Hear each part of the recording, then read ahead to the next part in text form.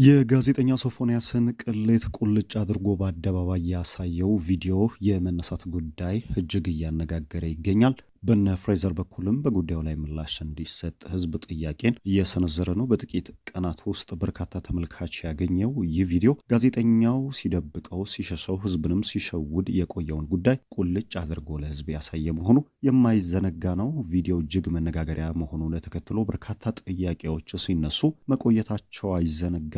በመጨረሻ ቪዲዮን አስጠፍተውታል የሚል ወሬ በስፋት እየተናፈሰ ይገኛል። በነ ፍሬዘር በኩል ያለውን ምላሽ እኛ ይዘናል።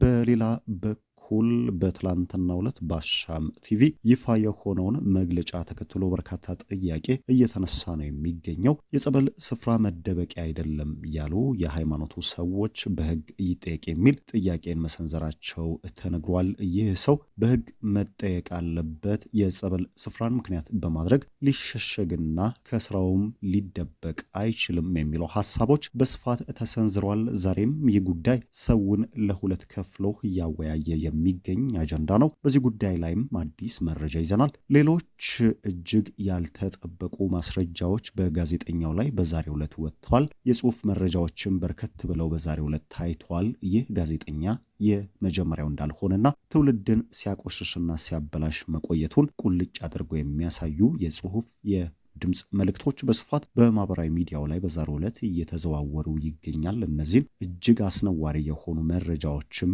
እናስደምጣችሁ ነው የሚሆነው። ለሱ የሚቆሙ መነሳታቸው እጅግ የሚያሳዝንና ኢትዮጵያም ያለችበትን አስፈሪ ሂደት የሚገልጽ ነው ሲሉ በርካቶች ኮንነዋል። ከሰሞኑ ሶፎንያስን በመወገን ለቀቅ አርጉት የሚሉ የመፈጠራቸው ጉዳይ ይህ እጅግ የተበላሸ ትውልድ በኢትዮጵያ መበራከቱን የሚያሳይ መሆኑ በስፋት እየተነገረ ይገኛል። ሰላም ጤና ይስጥልን። የተከበራችሁ የኢትዮ መዝናኛ አድማጭና ተመልካቾቻችን በያላችሁበት የዓለም ክፍል አክብሮታዊ ሰላምታችን ይድረሳችሁ። ለዚህ ጉዳይ በኢትዮጵያ ይህንን ነውረኛ የሆነ ተግባር አለመደገፋችሁን ቪዲዮውን ላይክ በማድረግ ኮሜንት በመስጠትና ይህንን ቪዲዮ ለትውልድ ስለሚጠቅም ሼር በማድረግ እንድትሳተፉ በትህትና ለመጠየቅ እንወዳለን። በዛሬው ዕለት የተሰሙ አዳዲስ መረጃዎችን ይዘን ወደ እናንተ መጥተናል። እስከ ፍጻሜው ሰናይ ቆይታ እንዲሆናችሁ በመመኘት ቀጥታ ወደ መረጃው እናመራለን። ሶፎንያስ ከአዲስ አበባ ተነስቶ አዳማ ድረስ የነበረውን ጉዞ ያደረገውን የስልክ ልውውጥ የጽሁፍ መልእክት ከዚህ ባሻገር ደግሞ በአዳማ ጀግና ልጆች እጅ ወድቆ የገጠመውን ጉዳይ ቁልጭ አድርጎ የሚያሳየው ቪዲዮ ከዩቲዩብ ገጽ ላይ የመሰረሱ ጉዳይ ታላቅ ጥያቄን አስነስቷል። ቪዲዮ የዩቲዩብን ሕግ በመጣስ አሊያም ደግሞ በህዝብ ሰፊ የሆነ ጥያቄ ለምን ተነሳ የሚለው ዛሬም እጅግ መነጋገሪያ ነው። በነ ፍሬዘር በኩል ምላሽ እየተሰጠ ይገኛል። በተለይም ደግሞ በነ ፍሬዘር ላይ ከባድ ጫናዎች ተነስቷል። አንዳንድ ሰዎች ጥያቄ እየሰነዘሩ ይገኛል። ጋዜጠኛውን ታርጌት በማድረግ የጋዜጠኛውን እጅግ ድንቅ የሆነ የጋዜጠኝነት ህይወት ለማበላሸት የተሰራ ሴራ ነው የሚሉ አልጠፉም። ከዚህ ባሻገር ደግሞ ለመካድ የማይመቸውን ይህን እውነት የተቀበሉ ከነ ፍሬዘር ጎን መቆማቸውን እያሳዩ ይገኛል። የቪዲዮ መጥፋት ጉዳይ ደግሞ ውዝግቡን ወደ አንድ ደረጃ ከፍ ያደረገው ሆኗል። በዛሬው ዕለት ለትውልድ ታላቅ መረጃ ሆኖ የሚቀመጥና በዚህ ተግባር በኢትዮጵያ የተሰማሩት ሁሉ የሚጠብቃቸውን ቅጣትም በግልጽ የሚያሳየው ይህ ቪዲዮ መጥፋት አልነበረበትም የሚሉ መረጃዎችና ሐሳቦች በስፋት በዛሬው ዕለት በማህበራዊ ሚዲያዎች ላይ እየተሰራጩ ነው። ከዚህ ባሻገር በሃይማኖት ተቋማት ላይ የሚገኙ የሚዲያ ሰዎች የጸበሉን ጉዳይ በተመለከተ በዛሬው ዕለት ምላሽ እየሰጡ ይገኛል። የጸበል ስፍራ መደበቂያ አይደለም፣ በሕግ ሊጠየቅ ይገባል የሚሉ ሐሳቦች በስፋት ተነስተዋል። ይህን ጉዳይ በቸልታ የምናልፈው ከሆነ በቀጣይም ትውልድን የሚያጠፉ ትውልድን ከእውነተኛው ከሃይማኖታዊ መንገድ ፈቀቅ የሚያደርጉ ሰዎች ተነስተው ጥፋትን ከሰሩ በኋላ እጅ ከፍንጅ ስንይዛቸው ወደ ጸበል ስፍራ መራን ብለው የመደበቂያ መንገድን መክፈት ነው የሚሆነው። ጋዜጠኛው ለሰራው ወንጀል እጅግ ላቆሸሸው የኢትዮጵያ ታሪክ በሕግ ሊጠየቅ ይገባል የሚሉ ሐሳቦች በሃይማኖተኞች በኩል በስፋት ተነስቷል። ይህም ድጋፍ ያገኘ ጉዳይ ነው። ከጸበሉ ከማገገሙም በፊት ለሰራው ስራና ለተያዘበት ታላቅ መረጃ ጋዜጠኛው ምላሽ ሊሰጥ በሕግ አግባብም ሊጠየቅ ይገባል የሚሉ ሐሳቦች በዛሬው ዕለት በስፋት ተላልፏል። በተለይም ደግሞ ይህ ሐሳብ የተነሳው ሌሎች እጅግ አስነዋሪ የሆኑ መረጃዎች መውጣታቸውን ተከትለው ነው። ይህ ጋዜጠኛ በአዳማ የገጠመው ጉዳይ የመጀመሪያው እንዳልነበረና ከሌሎች ተመሳሳይ ጾታዎች ጋርም ይህንኑ ሲፈጽም እንደቆየ የሚያመለክቱ ጽሑፎች በስፋት ወጥቷል። በርካቶች ገመና የሆነውን ጉዳይ በይፋ ወደ ሚዲያ እየዘረገፉት ነው የሚገኘው።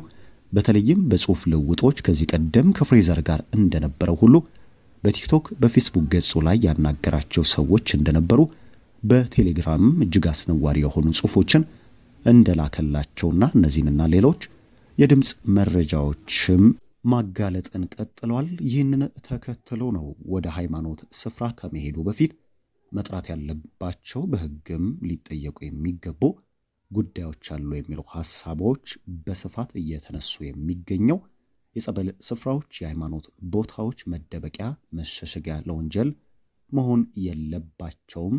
ይህንን የሚያሳየው ደግሞ ከዚህ ቀደም በቲክቶክ አዋርድ ላይ ባለባበሳቸው ጥያቄ የተነሳባቸው ቲክቶከሮች ጥያቄውን ተከትሎ ይቅርታ መጠየቃቸው የማይዘነጋ ነው። ነገር ግን ከይቅርታ በኋላ ለሰሩት ወንጀሉ እንዳይደገምና በኢትዮጵያም ተቀባይነት እንደሌለው ለማሳየት በሕግ ጥላ ስር እንዲያርፉ መደረጉ አይዘነጋም። ይህም የጋዜጠኛ ሶፎንያስ ጉዳይ በቸልታ በይቅርታ ሊታለፍ አይገባም የሚሉ ሐሳቦች በስፋት እየተነሱ ይገኛል። ይህንንም ተከትሎ ከጸበል ይውጣ በሕግ ይጠየቅ የሚሉ ሐሳቦች በዛሬው ዕለት በስፋት በማህበራዊ ሚዲያ ላይ እየተላለፉ ነው። እጅግ አስነዋሪና ኢትዮጵያ ያለችበትን ወቅታዊ በዚህ ጉዳይ ላይም ያላትን አቋም ግር የሚያሰኙ ሐሳቦች ባለፉት ቀናቶች ላይ በሚዲያ የመነሳታቸው ጉዳይ ደግሞ አግራሞትን ያጫረ ነው። ለሱ የሚቆሙ ማንም በሱ ጉዳይ ላይ ጣልቃ መግባት የለበትም የሚሉና ወግ ነው እየተከራከሩ የሚገኙ ኢትዮጵያውያን ብቅ የማለታቸው ጉዳይ በርካቶች አንገታቸውን እንዲደፉ አድርጓል። በጋዜጠኛው ጉዳይ ኢትዮጵያዊ ሁሉ ባለመደራደር ይህ ከባህል ከእምነት ከኢትዮጵያ ታሪክም ጽንፍ የረገጠውን ጉዳይ እንደማይደግፉና ከጋዜጠኛውም ጎን መሰለፍ እንደማይችሉ ይህን ጉዳይ የሚያዋጣው ማውገዝ ብቻ እንደሆነ ኢትዮጵያውያን በአንድ ድምፅ ተስማምቷል።